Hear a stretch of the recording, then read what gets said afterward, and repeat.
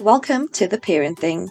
Hi, I'm Taryn, your host, and I'm so excited you're here. This is the space where we uncover the incredible potential of childhood, parenting, and the power of neuro-somatic intelligence. Whether you're a parent, teacher, caregiver, or someone who deeply impacts a child's life, this podcast is your guide to nurturing emotional resilience, fostering growth, and building meaningful connections.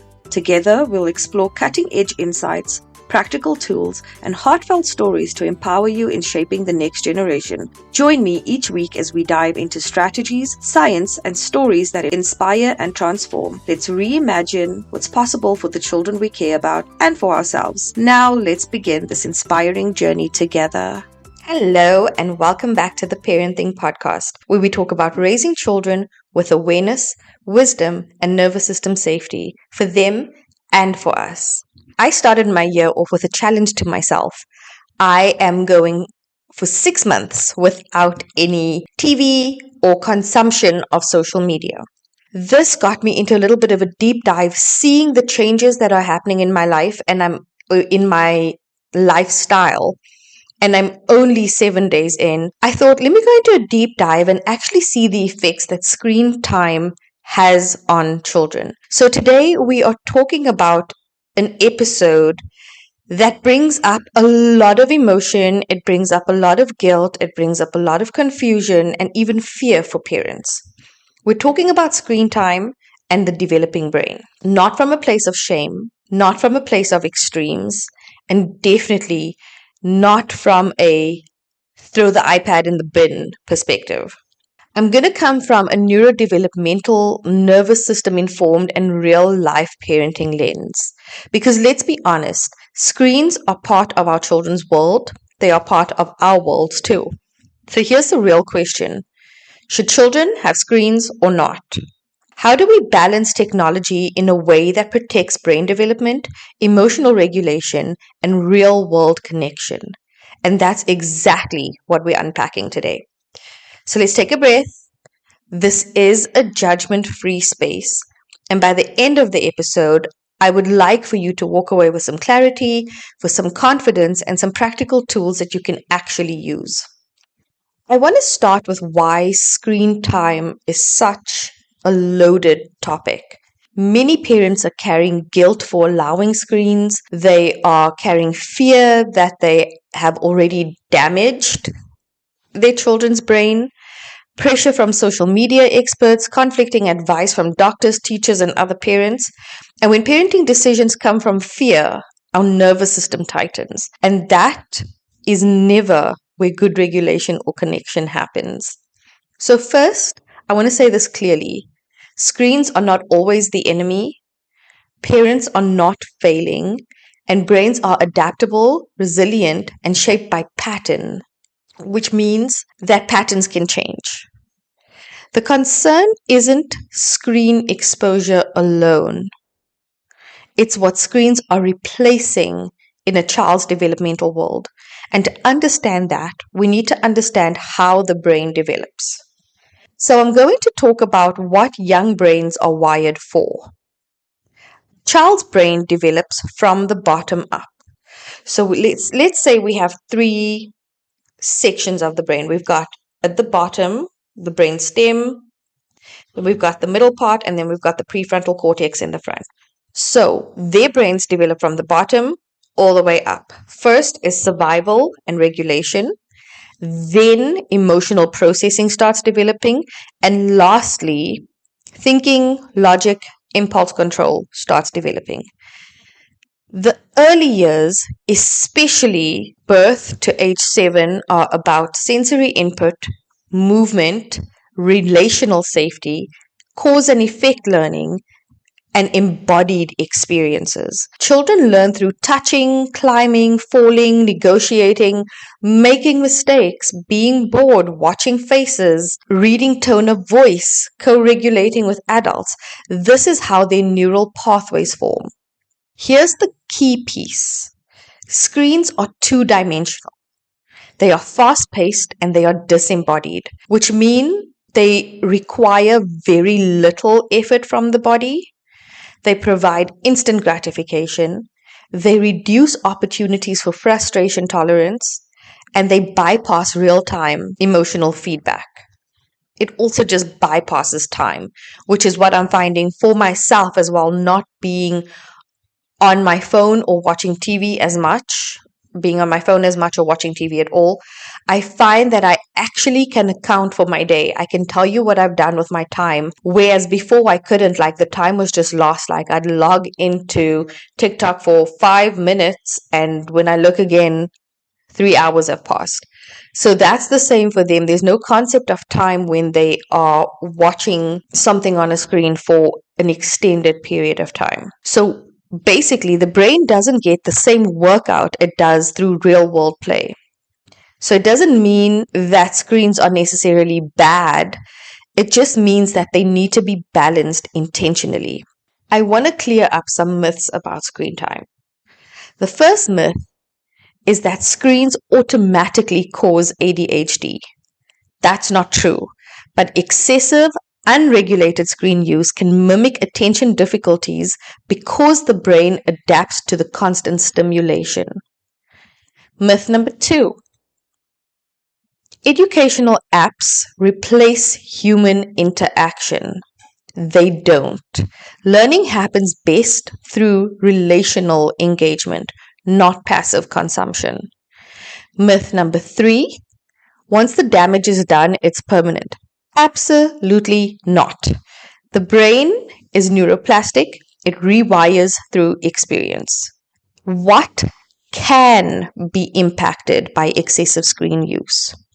First thing is emotional regulation, sleep cycles, frustration tolerance, body awareness, social skills, imaginative play. And the biggest one I see in my work is nervous system dysregulation. I had a student, this is a real life story. I had a student about 3-4 years ago. She was a little artist. She drew the cutest little drawings, rainbows, fairies, and butterflies, unicorns, magic princesses.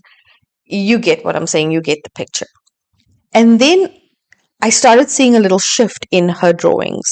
There were monsters and big teeth, and she used, like, her personality, demeanor just changed completely. She became erratic, she was short-tempered, she was snappy, she was a lot more angry, and I couldn't understand where the change is coming from. So I thought something may have happened in her home that brought on this change. Again, the monsters were very specific. It was a blue monster with big white teeth, red lips, big white eyes. And I asked her who she was drawing, and she gave me the monster's name. And for the life of me right now, I can't remember the monster's name.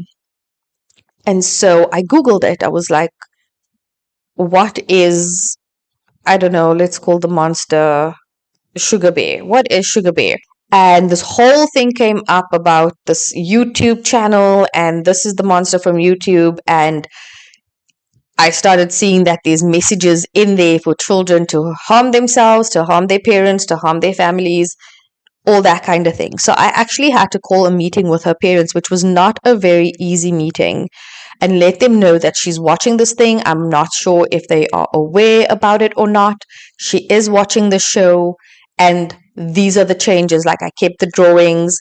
I had examples of when she would lose her temper and how she would lose her temper.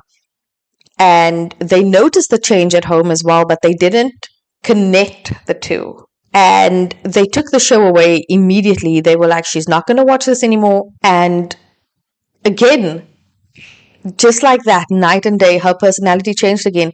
She went back to her old self. We saw rainbows and unicorns and butterflies and fairies and princesses and all the lovely stuff again. So it definitely does have an impact on how they react to the world around them. There is a dysregulation that can come from overexposure or exposure to harmful content. Fast, bright, loud content activates the sympathetic nervous system, the go, go, go, go, go state. If a child spends too much time there without balance, they struggle to return to calm. They struggle to re-regulate. They struggle and their nervous system start to think that that's normal, and so they're always in this heightened sympathetic state. This is where neurosomatic intelligence changes the conversation. Instead of asking, how many hours are too many?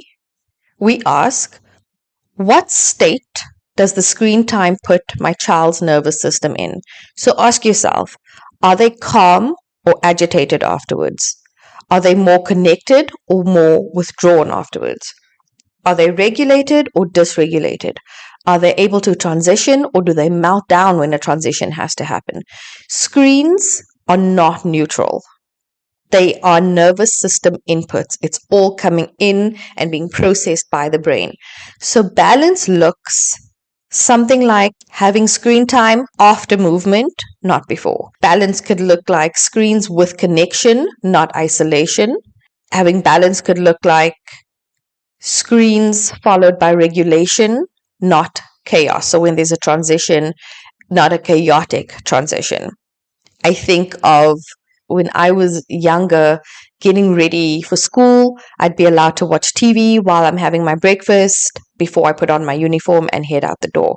But that transition was always chaos because I was late and I was being rushed. So it's TV, eating breakfast, TV off, get your clothes on, get your shoes on, get everything on, get everything. You got to get out the door. So it was screen time followed by chaos. And I remember even sitting now as a little kid, like being so dysregulated and so disorientated, and it was hard to get back to calm to be present for the school day. So what it might look like is watching together and talking about the show that you've watched. That's also really great for being able to be present and know exactly what kind of content your child is watching. It may look like turning the TV off before dysregulation hits. It may look like offering grounding activities afterwards. How do we make it real? Let's talk about practical balance strategies that will actually work. We prioritize real world input first. So before screens, we'll have movement, outdoor play, creative play, or some connection with you, like undivided, eye to eye, actual connected time. Second way we can create this balance is to create predictability. The brain feels so safe with rhythm. Instead of random screen access, have it at the same time for the same duration with the same expectations, creating that predictability, that routine, that they have like a sense of control and know that they have this allowance, but also that it is limited. Number 3 is to focus on transitions. The hardest part isn't screen time, it's stopping. Support transitions with warnings, like giving them 5 more minutes or saying you can watch 1 episode only. Physical grounding and connection afterwards, asking them about what they watched, what they thought of it. Was the episode funny? Did they learn anything? Talk about the feelings of the characters, just some kind of connecting and grounding and bringing them back from that 2-dimensional input to embodied connection. The 4th thing, which is very important, is regulating yourself first. If screens are your only break, that's information, not failure. Ask yourself what support you need, because dysregulated parents, I've said it before and I'll say it again, cannot co-regulate children. I want to leave you with this as I bring this episode to an end.